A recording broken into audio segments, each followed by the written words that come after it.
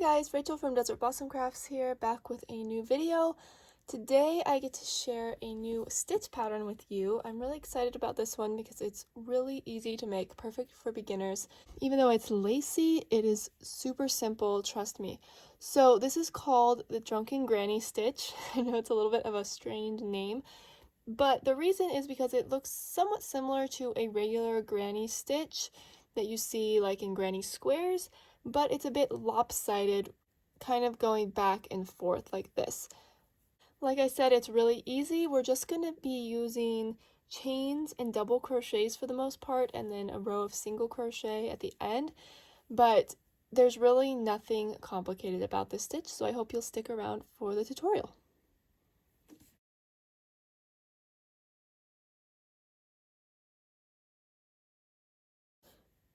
Just a quick note on materials, I am using Shine Sport Weight. This is from WeCrochet or knitpicks.com, and I am using an F 3.75 millimeter crochet hook with it.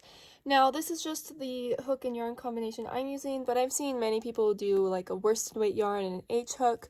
You can really do anything you'd like, but I do really love the way this stitch looks in a lighter weight yarn. So I'll have the links to this yarn down in the description box if you are interested, but feel free to use anything you have on hand. So to get started with this stitch, I'm going to make a slip knot and just start chaining. So the multiple for this stitch is 5 plus 4. So you're going to need any multiple of 5 chains plus 4 at the end. So here I have 5. I'm going to do 10 and then 15, 3, 4, 5. So I have 15. So this is my multiple of 5, right? 5 times 3. And then I'm going to do 4 extra chains once I've chosen that number. So I have 19 chains. That's what I'm going to be using in this tutorial. In this swatch, I believe I did 34 chains. So 30 plus 4 extra. But you can do any multiple of 5 plus 4. So now let's learn the very first row. The nice thing about the stitch is it's only a 1 row repeat, so we just have to learn how to do it on the chain and then how to do the rows after the chain, and then you'll just keep on repeating and repeating. So we're going to start by skipping 5 chains. 1, 2, 3, 4, 5, and making a double crochet in the 6th chain right here. Now this beginning chain counts as a double crochet. The first 3 count as a double crochet, and then these 2 chains are like on the bottom. So we have 5 chains here, and if we hold it up, we kind of want to make it so that 2 of the chains are still on the bottom, and then the other 3 are forming a double crochet. Now we're going to do 2 more double crochet into the same chain. There's 1 and 2. Next, chain 2 and make 1 last double crochet in the same chain. So this is our Drunken Granny stitch. This is what we're going to be making a lot. The next thing you want to do is skip 4 chains this time. So there's our 4 chains, and here's the 5th one. And we're just going to repeat this process into the 5th chain. Double crochet. Make 2 more double crochet into the same stitch. Now chain 2 and double crochet. Now you want to repeat this until you have 3 chains left. So if I count here, 1, 2, 3, 4, skipping 4 chains, I'm going to work my stitch in this 5th chain, and then I'm going to have my 3 chains left. But if you started with more chains, you're going to need to repeat this more times. So let's do it one last time. Here is our 5th chain. Make 3 double crochets into that chain. chain 2, and 1 last double crochet. Now when you have 3 chains left, you're simply going to skip 2 of them and double crochet into the last chain. And this is where we're making it just like the beginning, right? Because remember how I said we have these 2 chains down here at the base, and then the 3 count as the double crochet. On this side we have our 2 chains and our double crochet. So that is row 1. For row 2, we are going to chain 3, and this is going to count as a double crochet, turn.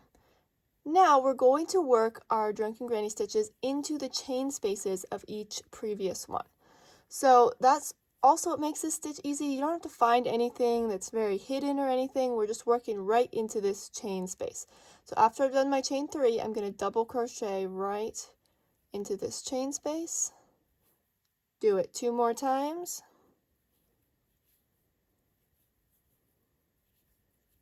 Now I have 3, chain 2, and do 1 last double crochet into the same space. And there's our very first one. Now it's going to feel like a bit of a jump to come over here to this next chain space, but it's okay, that is where we need to go. So yarn over for your next double crochet, just insert right into that chain space and make your double crochet. Now make 2 more into the same space,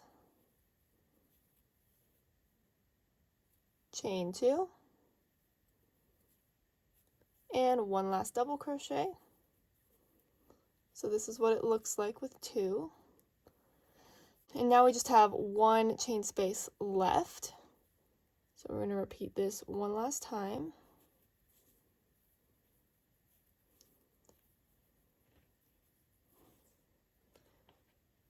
There's our 3 double crochet, chain 2, and last double crochet.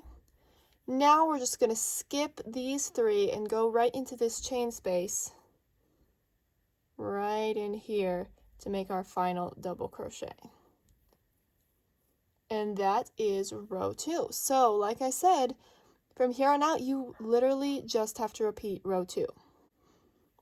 So I would chain 3 again, turn, and just start doing the same process into each chain 3 space. And as you continue doing this, the lopsidedness will kind of start to form even more, because we're kind of going different directions each time. Each time the 3 double crochet will be pointing a different way. So here I'm on my second one, chain 2, double crochet. Now I just have 1 left.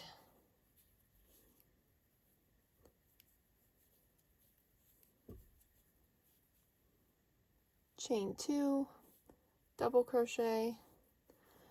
And then once again we want to find that chain 3 space to work our last double crochet into. You can either work into the very top chain or the second chain, whichever way you choose. Just do it consistently. I don't recommend going in the space right here, because that will create a hole on the edge.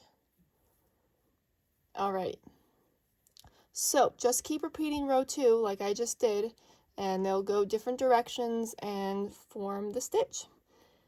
Now once you get to the end and you have a project that's the length you want, what you can do is work a row of single crochet to kind of finish off the stitch.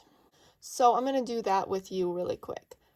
For this you're just going to chain 1, and it's not going to count as a stitch, and we're just going to single crochet in the very first double crochet, in the next double crochet, and we're basically single crocheting in each chain space and each double crochet all the way across.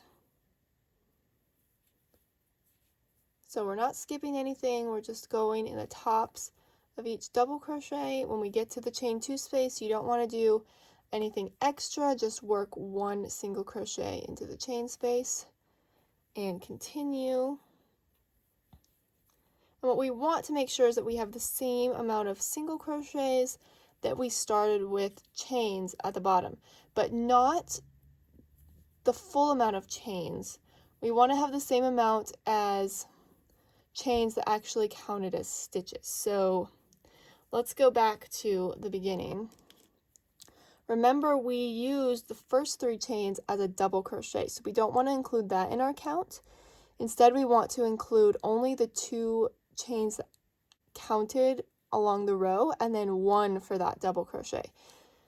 So to make this easy on you, whatever chain number you started with, you want to minus 2 from it, and that is the number you want to get for this final single crochet row.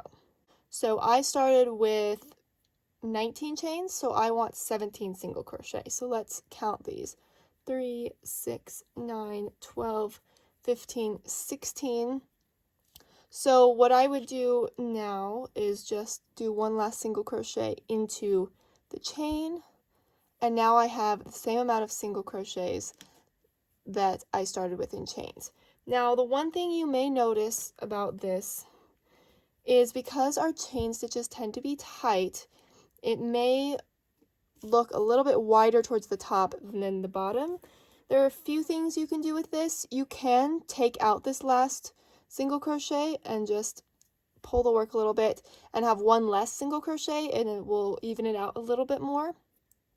You can also, when you start, you can do a row of single crochet before starting your Drunken Granny stitches, and that can also help. And lastly, you can block your finished work, which is what I did with this swatch, and I really like the way it turned out. You can either wet block or steam block. Just keep in mind, if you're using acrylic yarn, you have to steam block because wet blocking doesn't work. I did go ahead and steam block this one, and I could have steam blocked it even bigger, but I just wanted to keep it pretty even, not too stretched out. But when you block it, you can pin the corners so that they match up with the top corners rather than shrinking in. I will link a video in the cards on steam blocking if you want to learn more about that. But that is all you really need to know to make the Drunken Granny stitch. I hope you guys enjoyed this tutorial. This stitch is great for scarves, blankets, and lots of different projects. It's just so pretty. If you guys did enjoy this tutorial, I would appreciate if you gave the video a like and come subscribe for more stitch tutorials, more crochet patterns. I release a lot of new stuff weekly, and I'd love to see you around more.